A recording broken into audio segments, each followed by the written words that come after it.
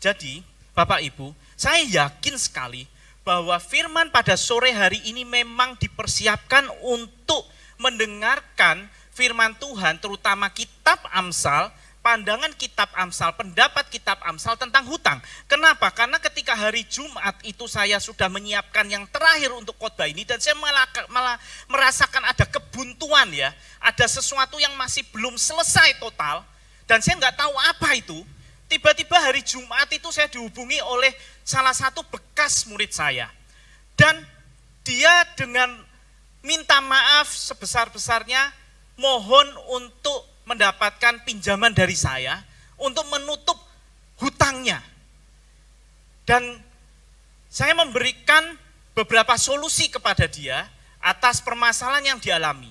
Dan jujur itu memberikan satu gambaran, satu input baru untuk materi khotbah pada sore hari ini. Jadi saya percaya bahwa memang tema hari ini memang sudah dipersiapkan oleh Tuhan melalui bekas murid saya juga untuk memberikan masukan. Mari kita buka sebelumnya kitab Amsal nanti untuk mengerti apa pandangan Tuhan tentang hutang. Karena gini, ketika saya menyelesaikan S2 saya, MTH, maka saya juga mempelajari kitab Amsal, dan salah satunya adalah topik tentang hutang. Oleh karena itu, saya juga meramu dengan beberapa apa yang saya dapatkan dari tesis saya. Pertama, hutang itu apa sih sebenarnya Bapak Ibu? Dan itu hampir sebagian besar anak-anak Tuhan mempunyai hutang. Memang ada yang tidak punya hutang, berbahagialah mereka. Tetapi yang punya hutang ini jauh lebih banyak dibanding yang nggak punya hutang. Oleh karena itu mereka membutuhkan solusi. Mereka membutuhkan jawaban Tuhan tentang apa dengan hutang ini. Pertama, hutang itu ada dua definisi. Yang pertama adalah suatu tagihan yang tidak bisa dibayar.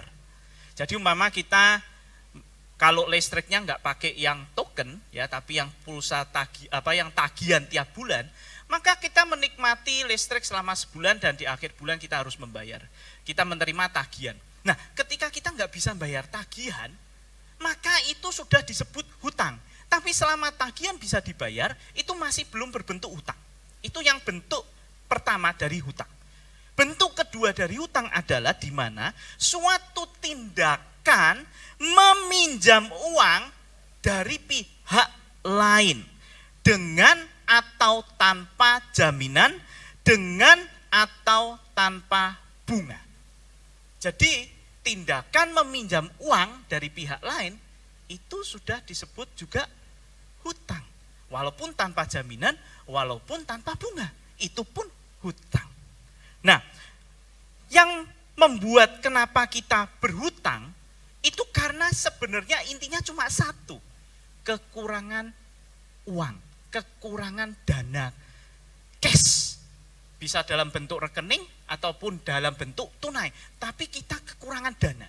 Ini yang menyebabkan kita berhutang rata-rata. Nah, di dalam kebutuhan akan uang itu karena digunakan untuk tiga hal. Yang pertama adalah kebutuhan mendesak. Kebutuhan mendesak itu apa? Tiba-tiba sakit. Harus masuk rumah sakit. Biaya besar saat itu harus diambil tindakan. Atau terjadi musibah. Ya. Terjadi musibah mungkin di jalan. Sehingga kita harus membiayai segala hal yang timbul karena kecelakaan itu. Atau ya tadi yang saya sampaikan adalah tagihan yang jatuh tempo, cicilan. Mungkin kita kredit mobil, kredit motor. Ketika ada tagihan yang muncul, maka timbul kebutuhan mendesak untuk membayar tagihan tersebut. Itu yang biasa digunakan kebutuhan dana yang pertama. Yang kedua, kebutuhan dana karena apa? Investasi. Jadi ingin hidup lebih baik dengan membeli emas, tapi nggak punya uang. Ada yang utang loh. Kenapa? Karena harga emas naik terus. Tapi enggak punya uang. Gimana? Utang dulu. Nanti percaya bahwa ketika harga emas naik terus, ketika dijual akan dapat untung, bisa melunasi utang. Itu ada yang melakukan seperti itu. Atau yang ketiga, ini yang paling berbahaya, adalah kebutuhan uang untuk hidup hedonisme, yaitu hidup mewah, hidup yang foya-foya. Ini yang berbahaya. Nggak bisa makan enak, pengen makan enak. Nggak bisa punya handphone mahal, pengen punya handphone mahal. Punya mobil biasa, nggak terima. Minta mobil yang lebih mewah. Terus, kenapa? Karena keinginan hidup yang hedonisme. Nah, memang pemberi pinjaman hutang itu bisa berbagai pihak. Mulai dari bank umum sebagai institusi, lalu turun ke bawahnya itu adalah BPR, Bank Perkreditan Rakyat, ya. Lalu turun lagi levelnya koperasi, turun lagi perorangan, mungkin ke orang tua, ke om, ke tante, ke tetangga, ya, ke adik, kakak. Dan yang terakhir sekarang lagi heboh dan lebih banyak anak-anak Tuhan yang kena kasus ini adalah fintech, financial technology, yaitu pemberi pinjaman hutang online. Kenapa? Karena prosesnya mudah, tidak perlu jaminan, walaupun bunga mahal tabrak. Kenapa? Karena cepat sekali. Dan ini saya lihat sendiri, teman saya banyak yang kena. Kenapa saya tahu? Karena saya menerima SMS dari mereka bahwa saudara ini, teman saya, belum membayar, punya tanggungan di sini. Lah saya kan jadi tahu, oh teman saya punya utang toh. Nah, ini yang terjadi Bapak Ibu. Lah kalau kita yang biasa-biasa saja nggak masalah, tapi kalau yang kerja di kantoran, punya jabatan tertentu, apa nggak dipermalukan? Belum kantornya ditelepon loh, setiap hari loh. Tolong sampaikan ke saudara ini belum bayar. Lah yang bagian terima telepon di resepsionis kantor kan marah. Tiap hari hanya cuma terima nih telepon dari fintech. Nah ini yang terjadi Bapak Ibu. Nah bagaimana secara keseluruhan pandangan umum kitab Alkitab tentang hutang? Prinsip Tuhan harus dibayar. Bahkan di perjanjian lama jelas bahwa hutang darah pun dibayar. Apalagi hutang uang. Hutang darah aja harus dibayar. Apalagi hutang uang. Ya kan? Nah, kita akan masuk mulai ke kitab Amsal, di mana penulis kitab Amsal adalah Raja Salomo. Adalah Raja Israel yang begitu berhasil, bahkan dikatakan orang paling berhikmat di muka bumi saat itu. Tidak ada lagi yang lebih hebat dari Salomo dalam hal hikmat. Oleh karena itu, saya ingin mempelajari bersama-sama Bapak Ibu, apa pandangan Raja Salomo tentang hutang. Mari kita buka di Amsal 17 ayat 18. Dikatakan begini, orang yang tidak berakal budi, berarti tidak berakal budi, ialah dia yang membuat persetujuan yang menjadi penanggung bagi sesamanya. Jadi begini Bapak Ibu, umpama saya, ya, mau utang, tapi nggak bisa karena nama saya sudah jelek. Maka saya menghubungi teman baik saya atau saudara saya atau orang tua saya minta mereka untuk hutang ke bank, pakai nama mereka, pakai jaminan mereka, tetapi uangnya saya yang pakai. Ini yang dimaksud. Nah, orang yang bersedia untuk menjadi penanggung bagi sesamanya dalam hal utang, itu disebut tidak berakal budi. Disebut tidak berakal budi. Lalu kita buka Amsal 22 ayat 26. Amsal 22 ayat 26. Silakan ditampilkan. Dikatakan begini, jangan engkau termasuk orang yang membuat persetujuan dan yang menjadi penanggung hutang. Sama lagi, jangan jadi orang yang mau nanggung hutangnya orang lain. Saya punya staf, itu dia punya kartu kredit. Nah, staf saya yang lain ada kebutuhan, tapi nggak bisa utang kemana-mana. Akhirnya apa? Dia minjam kartu kreditnya staf saya itu dengan pakai atas namanya staf saya yang punya kartu kredit, tapi uangnya dipakai. Nah, apa yang terjadi? Nggak bisa bayar. Yang dikejar siapa? Ya staf saya yang punya kartu kredit. Nah ini Bapak Ibu, Ini yang dimaksud di ayat ini. Jangan menjadi penanggung hutang. Kita lihat lagi di Amsal 6 ayat 1 sampai 3. Dikatakan gini, hai anakku, jikalau engkau menjadi penanggung sesamamu dan membuat persetujuan dengan orang lain, buatlah begini, hai anakku, dan lepaskanlah dirimu segera. Artinya apa Pak Ibu? Jika sudah terlanjur, cepat-cepat diberesi, cepat-cepat lari. Beresin.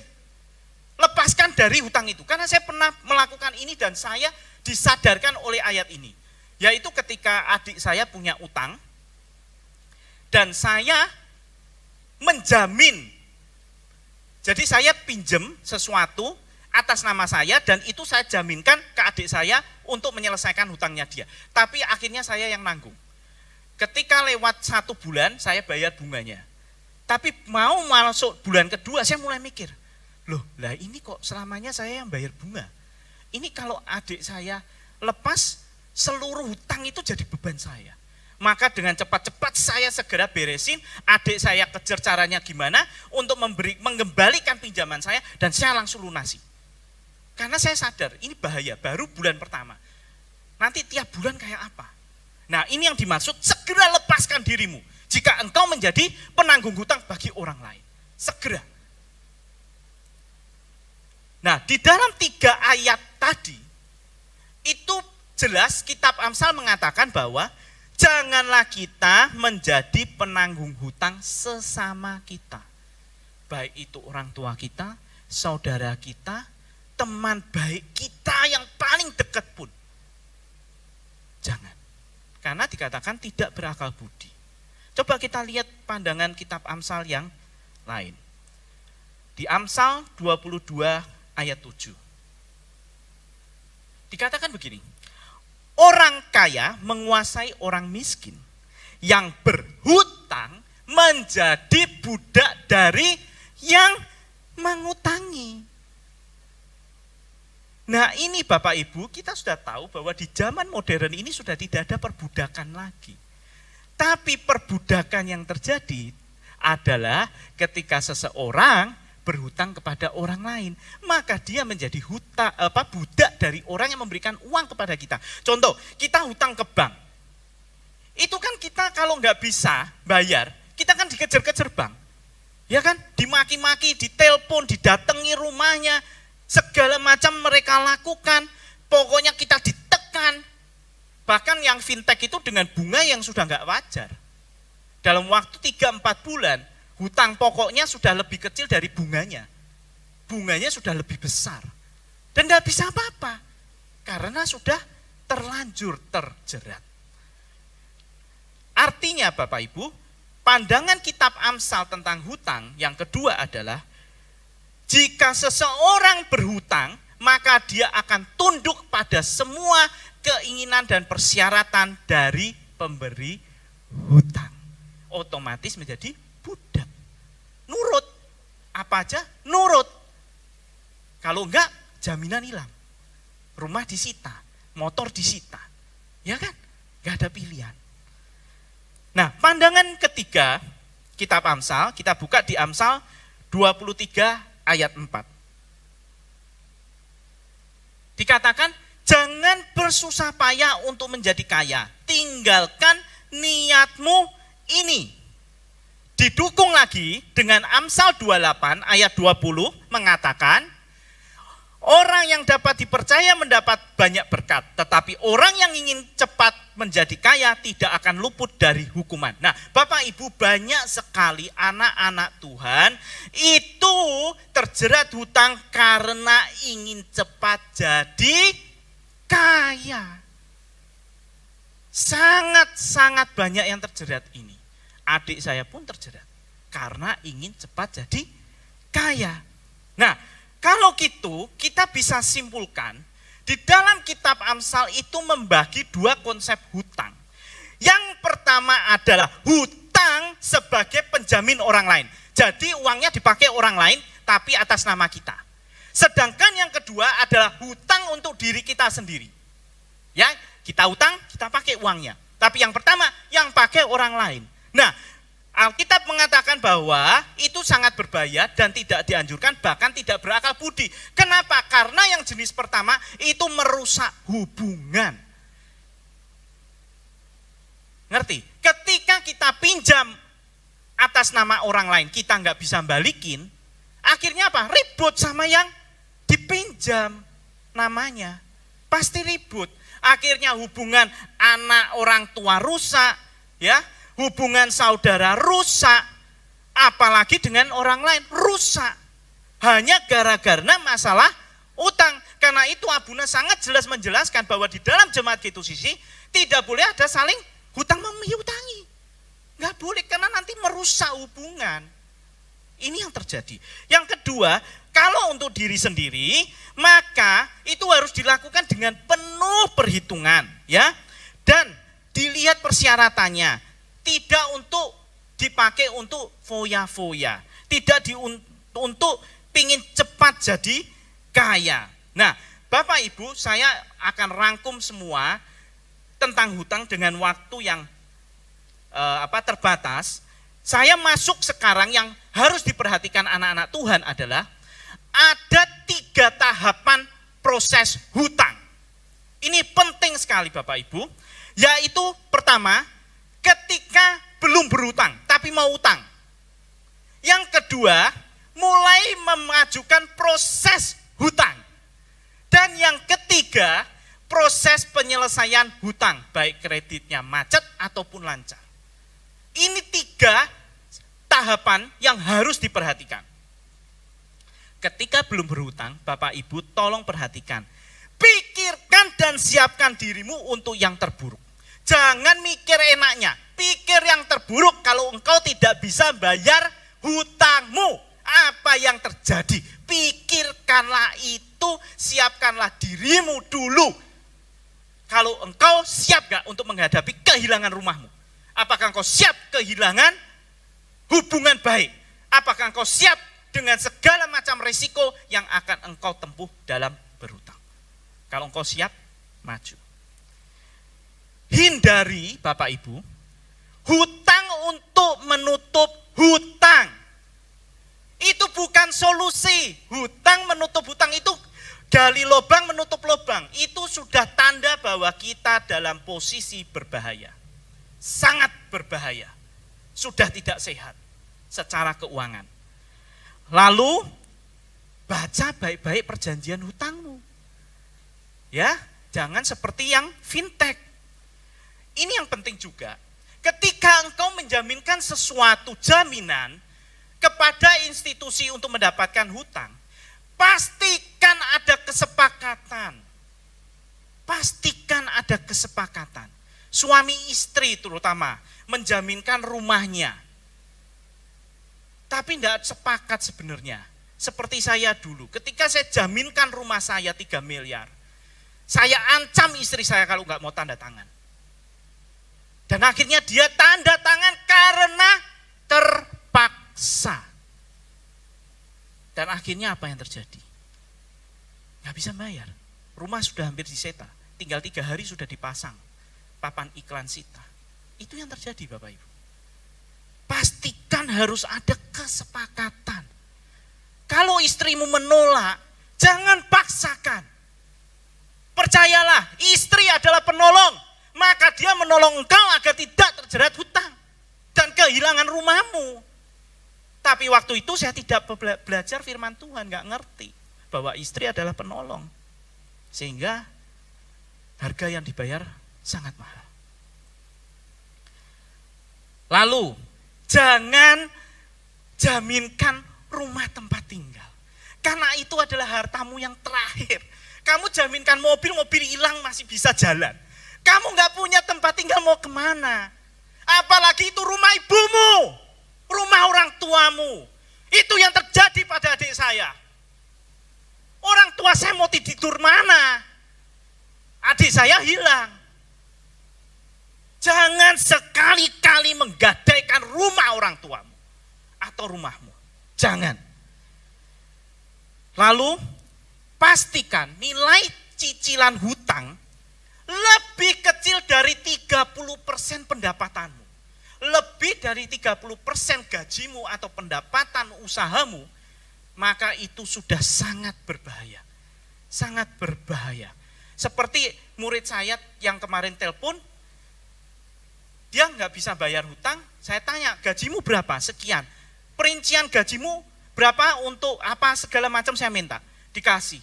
Ternyata cicilan hutangnya sudah lebih dari 50% gajinya. Sudah nggak mungkin, saya bilang, berat sekali. Ya ini memang ini berat, saya bilang ini memang karena batasannya 30%.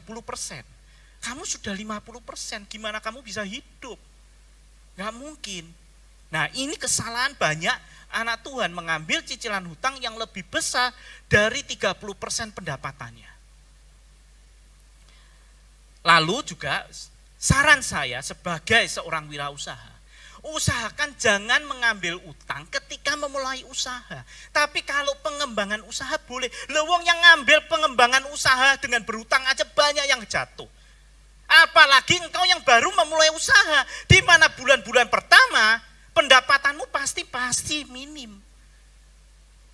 Sudah dibebani oleh cicilan hutang, gak mungkin bayar. Padahal begitu banyak solusi ketika memulai usaha tanpa berhutang. Pertama, bisa kerja, kumpulkan gaji. Ikut lomba wirausaha. Murid saya ada yang ikut lomba wirausaha, dapat dari pemerintah 20 juta, beli mesin, sekarang punya pabrik. Pabrik singkong, keripik. Lakukan titip jual. Kan bisa. Ya kan orang, kamu punya barang, saya jualin dong. Titipkan ke tempat saya jualin. Tapi bayarnya nanti ya setelah terjual. Banyak yang bisa dilakukan. Apalagi sekarang online, ya kan? E-commerce, apa itu? Dropshipper. Banyak sekali orang punya toko itu di internet, ternyata bukan yang punya barang. Kenapa? Ketahuan ketika mereka melakukan dropshipper. Jadi saya beli sama orang itu order lagi sama orang yang punya barang, tapi barangnya itu dikirim dari yang punya barang langsung ke saya, tidak lewat dia. Nah itu istilah nama dropshipper. Maka ketika belanja di online harus hati-hati. Karena banyak sekali dropshipper di online. Lalu juga ketika engkau mau mengembangkan usaha, enggak punya uang, gimana? Jual franchise. Kalau memang konsepmu bagus, jualah franchise. Lihat kopi sekarang, ya kan? Banyak sekali franchise. Maka ketika engkau franchise kan, engkau dapat uang. Engkau bisa melakukan usaha dengan apa? Tanpa modal. Uang muka. Minta dulu uang muka. Ya kan? Asal engkau dipercaya pasti dikasih. Lalu itu engkau belanjakan. Bisa.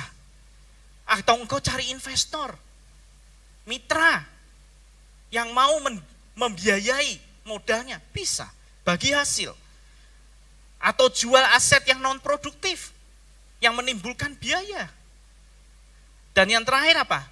Yang semua banyak orang melakukan apa? Makelar, agen perumahan, jual beli mobil. Mobilnya punya siapa? Punya orang. Ya kan? Jual rumah punya orang. Tapi kan dia bisa memulai usaha tanpa harus berhutang. Nah, itu solusi-solusi kalau ketika belum melakukan hutang.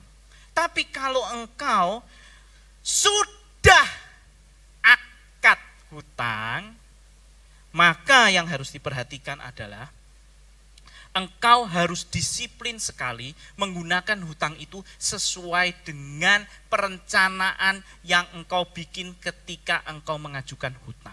Pastikan itu sesuai rencana. Jangan dibuat untuk rencana yang lain. Baik. Lalu yang kedua, tolong dicicil sampai lunas, usahakan. Jangan ditunda ketika engkau punya. Karena begitu ada uang ngumpul, sudah terkumpul tidak segera engkau bayarkan cicilan, itu pasti hilang, kepake. Dan nanti giliran jatuh tempo sudah bingung bayarnya. Lalu yang paling penting adalah bahwa uang yang cair itu bukan uang milikmu, tetapi milik pihak pemberi hutang yang harus dikembalikan. Banyak anak Tuhan lupa, ketika uang itu cair masuk rekening, dipikir itu uangnya. Ketika mulai usaha, dah muter, dipikir itu semua begede segitu uangnya. Padahal itu masih uang pinjaman. Ini kesalahan saya pun di sini. Saya pikir itu uang hasil usaha saya. Ternyata itu modal utang. Nah, kalau sudah lolos dari itu, sudah tanda tangan akad utang, yang terakhir adalah proses penyelesaian utang. Tinggal apakah itu kreditnya lancar atau kredit macet. Kalau lancar ya puji Tuhan, gak ada masalah. Kalau macet, apa yang harus dihadapi anak-anak Tuhan? Pertama, jangan lari.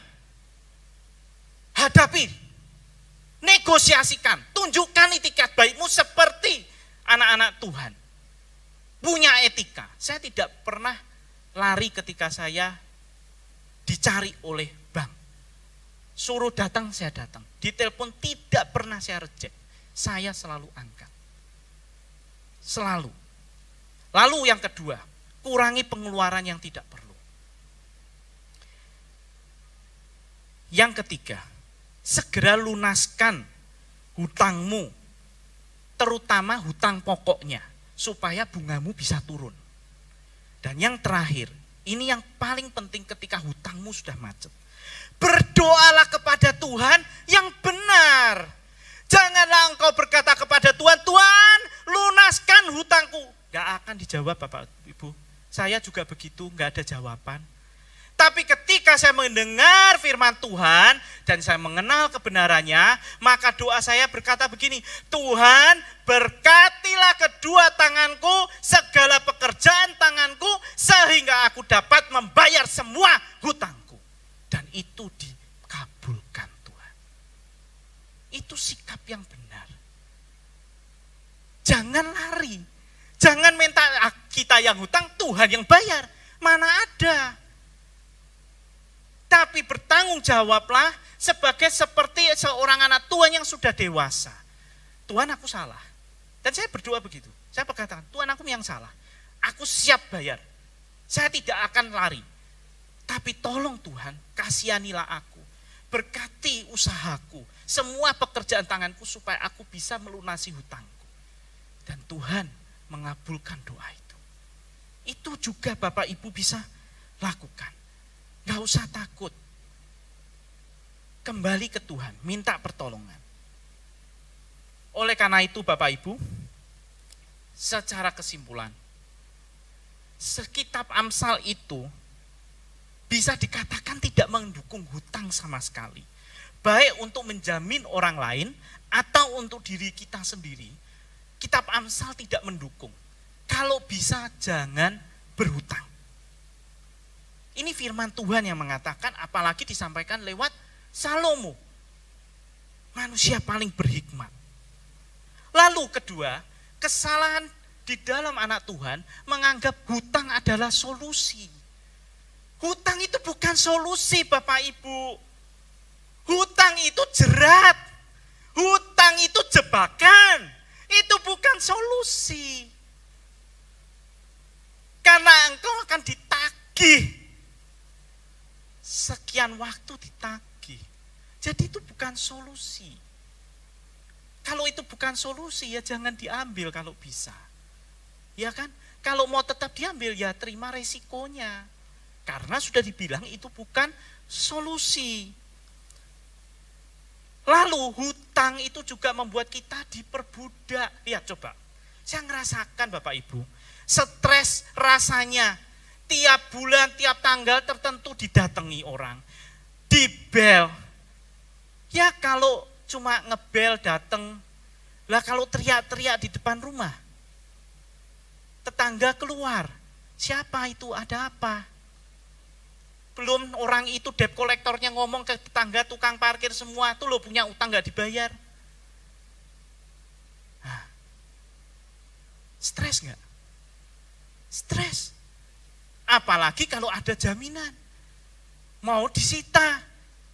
Saya pernah terima surat. Hari Jumat saya masih ingat. Hari Senin saya suruh melunasi 300 juta. Cuma 3 hari suruh melunasi 300 juta. Kalau enggak dipasang papan pengumuman lelang di rumah saya. Istri saya enggak tahu, orang tua saya enggak tahu, stres saya. Tiba-tiba kalau hari Senin dipasang, istri saya tanya, "Lho kuwi apa?"